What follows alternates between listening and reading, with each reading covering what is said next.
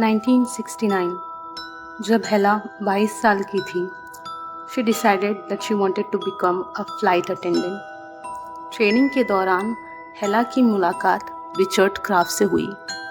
Richard एक pilot होने के साथ साथ एक पार्ट टाइम पुलिस ऑफिसर भी था। दोनों एक दूसरे को पसंद करने लगे। कुछ वक्त डेट करने के बाद दोनों ने 1975 में शादी कर ली और न्यू टाउन कनेटिकट सिटी में सेटल हो गए।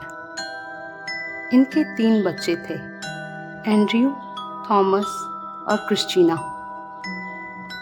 एक खूबसूरत घर, 3 बच्चे और हेला जैसी लविंग वाइफ के होने के बावजूद रिचर्ड वॉज अनफेथफुल। शादी के पहले से ही रिचर्ड के मल्टीपल अफेयर रहे थे। हेला को रिचर्ड पर शक होने लगा। उसने एक प्राइवेट इन्वेस्टिगेटर को हायर किया। इस इन्वेस्टिगेटर का नाम कीथ मेयो था।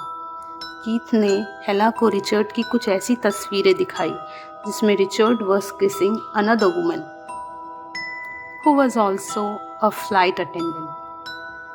इन पिक्चर्स को देखने के बाद हेला का भरोसा टूट चुका था और अब वो रिचर्ड को डाइवोर्स देना चाहती थी। इसलिए हेला और कीथ मेयो ने रिचर्ड के खिलाफ और सबूत इकट्ठा करना स्टार्ट कर दिया। हेला के क्लोज फ्रेंड्स का कहना था कि रिचर्ड एक मैनिपुलेटिव और फिजिकली अब्यूजिव इंसान था। Multiple affair, lack of care और फिजिकल अब्यूज से परेशान हेला रिचर्ड को डाइवोर्स देके अपनी ज़िंदगी की एक नई शुरुआत करना चाहती थी। पर वो इस चीज़ को लेके परेशान थी कि जब वो रिचर्ड को कन्फ्रंट करेगी अबाउट द डाइवोर्स, उसे नहीं पता था कि रिचर्ड कैसा रिएक्ट करेगा।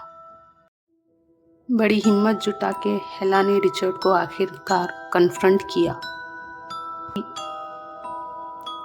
और अक्टूबर 1986 में ऑफिशियली डाइवोर्स के लिए फाइल कर दिया।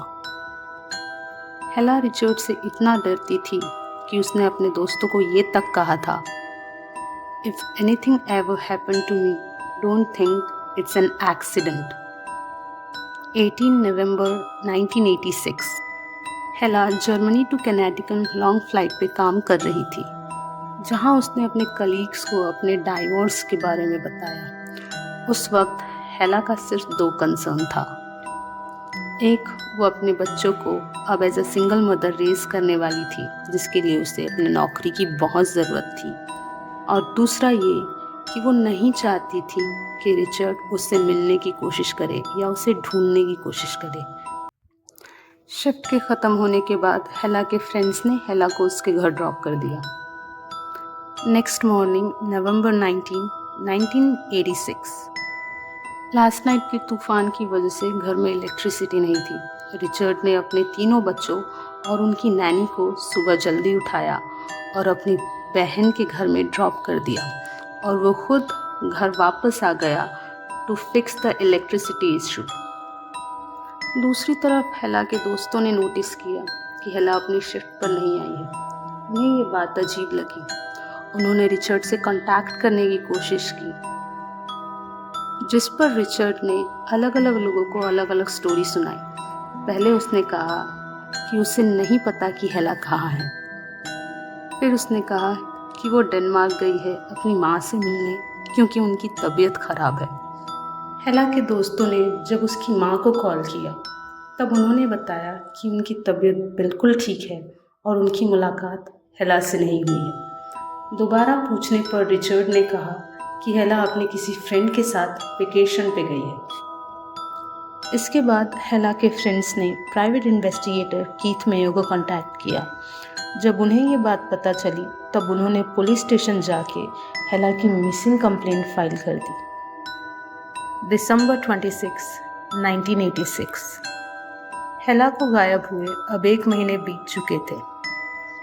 लोकल पुलिस को अब तक हेला की कोई खबर नहीं मिली थी। ऐसे में कीथ मेयो ने अपने वकील के साथ मिलकर कनेटिकट स्टेट पुलिस से कांटेक्ट किया। इस बीच रिचर्ड अपने 3 बच्चों को लेकर वेकेशन पे गया हुआ था।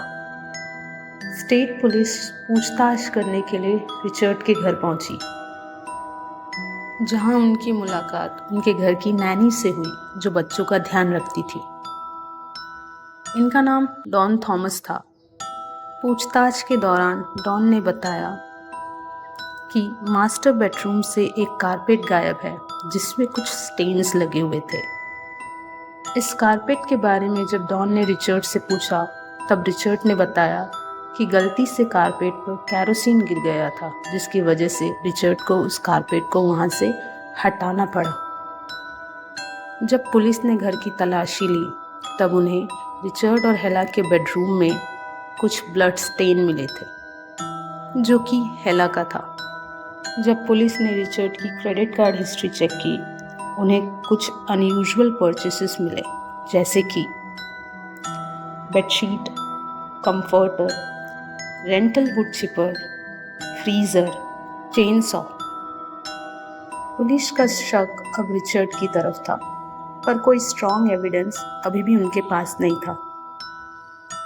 हेला के मिसिंग होने की खबर धीरे धीरे लोकल लोगों के बीच फैल गई। जोसेफ हाइन नाम के एक लोकल ड्राइवर ने पुलिस को बताया कि 20 नवंबर की रात लगभग 3 बजे उसने रिचर्ड को एक वुड चिपर के साथ और एक ट्रक के साथ लेक जोरा के पास देखा। जब पुलिस वहां तलाशी के लिए गई तो उन्हें कुछ हैरान कर देने वाली चीज़ें वहां मिली। उन्हें 2 इंसानी दांत, उंगलियों के टुकड़े, कपड़ों के छोटे टुकड़े, हड्डियों के टुकड़े मिले और 2260 बाल मिले जो कि ब्लॉन्ड कलर थे। लेक के अंदर ढूंढने पर उन्हें एक चेन सॉ भी मिला।